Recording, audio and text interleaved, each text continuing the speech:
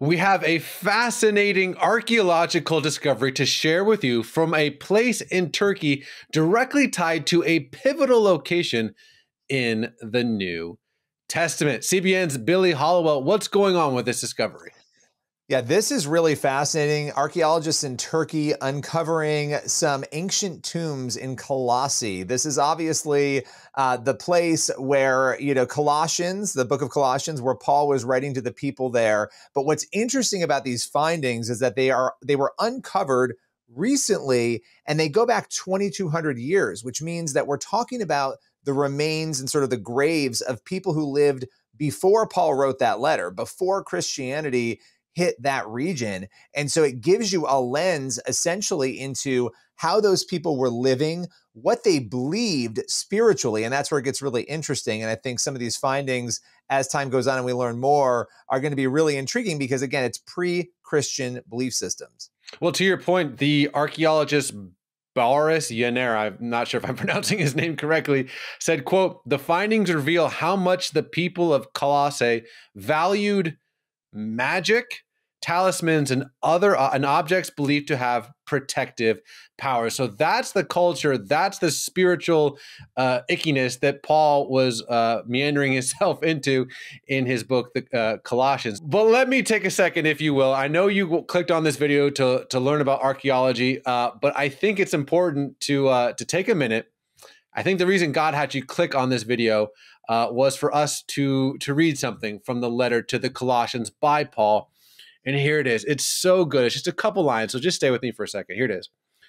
"For God was pleased to have all his fullness dwell in him, and through him to reconcile to himself all things, whether things on earth or things in heaven, by making peace through his blood shed on the cross. Once we were alienated from God and were enemies in your minds because of your evil behavior, but now he has reconciled you by Christ's physical body through death to present you holy in his sight, without blemish and free from accusation." That's the message. That's the gospel in a nutshell.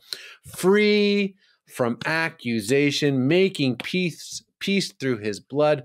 The letter to the Colossians is short, but man, it is chock full of just incredible hope and inspiration and encouragement. So if this whole archaeological discovery was nothing more than an excuse to read a little bit from the book of Colossians, hey, I'll take it. But Billy, I'll give you the last word, my friend. Yeah, I think when we see that these people in the pre-Christian, Colossae, that they were looking at amulets and magic, we have to remember there's nothing new under the sun. And so Ecclesiastes 1:9, I'm going to read this. "What has been will be again. What has been done will be done again. There is nothing new under the sun." Today, we have a lot of people in the new age. We have a lot of people consulting, tarot cards and psychics. And so you clearly see that even 2,200 years ago, this was a spiritual battle that was being fought. And I think it's so interesting when you see in scripture that there is nothing new and that Paul was dealing with those same things. We can look at how he dealt with it as we engage the culture today that is very much in many areas steeped in the same occultic practices. So just a little takeaway there that I think can help us all navigate the world we live in better.